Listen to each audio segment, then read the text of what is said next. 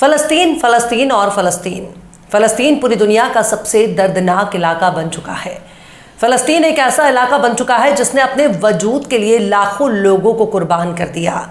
पर इजराइल के आगे कभी न झुकने वाला फलस्तीन अभी भी अपनी आज़ादी के ख्वाब देख रहा है। इजराइल के कब्जे से आज़ाद होने के लिए फलस्तीन बीते 75 साल से लड़ रहा है। फलस्तीन को उसका हक दिलाने के लिए यूरोप के देश भी इजराइल को लाल आंख दिखा रहे हैं।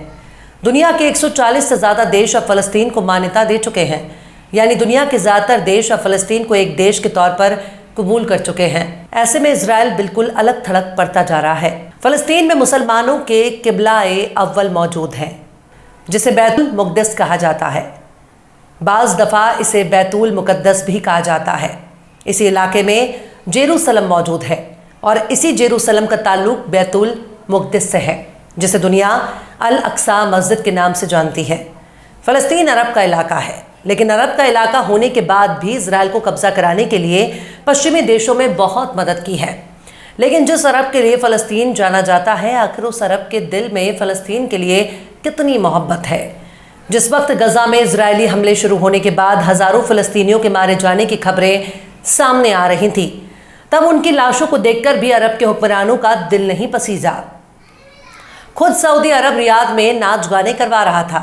मक्का और मदीने के खादिम अपने अरब की धरती पर शकीरा को बुलाकर नाच करवा रहे थे। जिस सरजमीन पर तौहीद की सदाएं बहती थीं, अब उस सरजमीन पर नाचने वाली और ठुमके लगाने वाली विदेशी बालाओं का जलवा देखा गया। जिस इलाके में पीने के लिए जमजम मौजूद है, अब उसी इलाके में शराब के जाम छलकाए जा रहे हैं और सऊदी अरब का मिजाज बदल रहा है। सऊदी अरब 2030 तक खुद को बदलने के लिए तैयार है, पर किसे मालूम था कि जुब्बे वालों ने अपनी अकीदा ही बेचकर शोहरत हासिल कर ली है। नज़दियों की हुकूमत को अमेरिका की गोद में प्यार मिल रहा है। जिस बादशाहों को मोहम्मद की गुलाम रास नहीं आ रही, उन बादशाहों को यूरोप की गुलामी में सुकून मिल रहा है। अब खबर आई है कि जो अरब के देश कल तक इजराइल का नाम सुनना पसंद नहीं करते थे, अब वही अरब के देश इजराइल के लिए मोहब्बत लुटा रहे हैं। खबर आई है कि सऊदी अरब ने अब फ़लस्तीन का नाम ही अपनी किताबों से मिटाना शुरू कर दिया। अब उनकी नज़र में इजराइल का वजूद ही सबसे आला व बाला बन चुका है। सऊदी अरब धीरे धीरे इजराइल से अपनी दिल्लगी की शुरुआत कर रहा है। अब सऊदी अरब के एक बड़े कदम का खुलासा हुआ है। मीडिया रिपोर्ट्स में अब दावा किया जा रहा है कि सऊदी एजुकेशन मिनिस्ट्री ने किताबों से इजराइल के खिलाफ सिलेबस ही हटा दिया।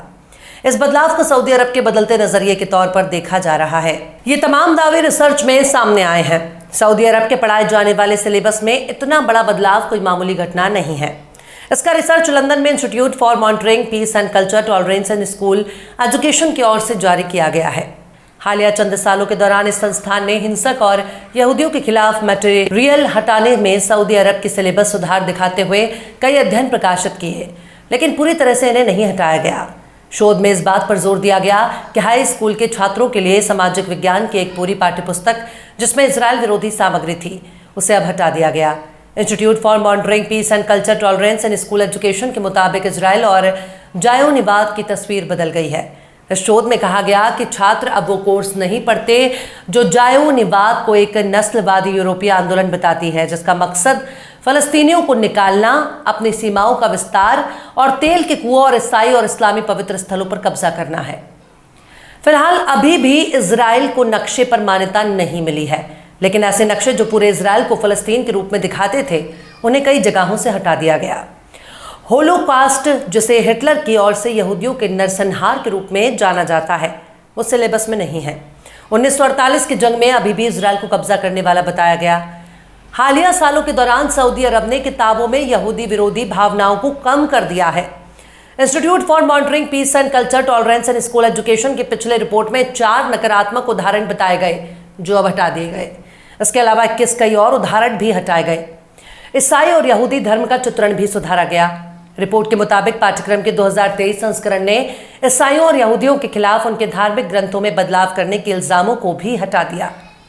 सऊदी अरब में हाल के चंद सालों के दौरान बहुत से बदलाव को देखा गया। कल तक सऊदी अरब में शराब बैन थी, लेकिन अब दुबई की तर्ज पर सऊदी अरब ने भी शराब की दुकान खोल दी। इसी साल जनवरी में खबर आई थी कि सऊदी अरब ने मुल्क का पहला शराब की दुकान को खोल दिया। शराब की दुकान खोलने के इस कदम को ऐतिहासिक बताया गया क्योंकि इस्लाम के दो सबसे ज्यादा पाकीज़ा शहर सऊदी अरब में होने की वजह से शराब पर पाबंदी लगी हुई थी। लेकिन अब विदेशी डिप्लोमेट का हवाला देते हुए शराब की दुकान खोलने की मंजूरी मिल गई। ये वही सऊदी अरब है जो किसी जमाने में इजराइल का सबसे बड़ा कट्टर दुश्मन हुआ करता था। शाह फैसल के दौर में पश्चिमी देशों को तेल देने पर रोक लगा दी गई थी। उस वक्त पूरी दुनिया हाहाकार मचा हुआ था, लेकिन शाह फैसल न तो इजराइल के आगे झुकने के लिए तैयार हुए और न ही अमेरिका की जी हुजूरी की। आज वही सऊदी अरब इजराइल के लिए फ़लस्तीन को कुर्बान करने पर आमादा हो चुका है। इस्लामी रवायात में यहाँ तक की जिक्र आता है कि क़यामत तब तक नहीं आएगी जब तक लात, मनात और उज़्ज़ा की इबादत फिर से शुरू नहीं होती। यानी अब अरब में पुराने दौर के खुदाओं की वापसी होने वाली है। दुबई की बारिश और सऊदी अरब का बदलाव उसी और इशारा करता है। फ़लस्तीन अपनी आज़ादी के लिए पहले भी लड़ रहा था और आज भी लड़ रहा है।